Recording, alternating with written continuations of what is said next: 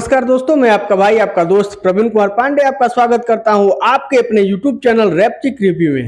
रूपवा बपरियन के समान हो तोहर, रूपवा बपरियन के समान हो, जान भी पुरान लागेला।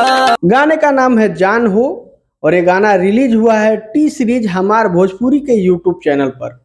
बात करें गाने की तो गाने में जो भोजपुरी अंदाज दिखता है वो है समर सिंह को यूं ही नहीं देसी स्टार कहा जाता है। उन्होंने अपनी काबिलियत दिखाई है इस गाने के एकदम शुद्ध पारिवारिक गाना जिसको कहा जाता है वैसा गाना है। इसका म्यूजिक बहुत जबरदस्त है। इस गाने के जो गीतकार हैं यादव राज हैं और इसके म्यूजिक डायरेक्टर जो हैं वो विक्की बॉक्स हैं।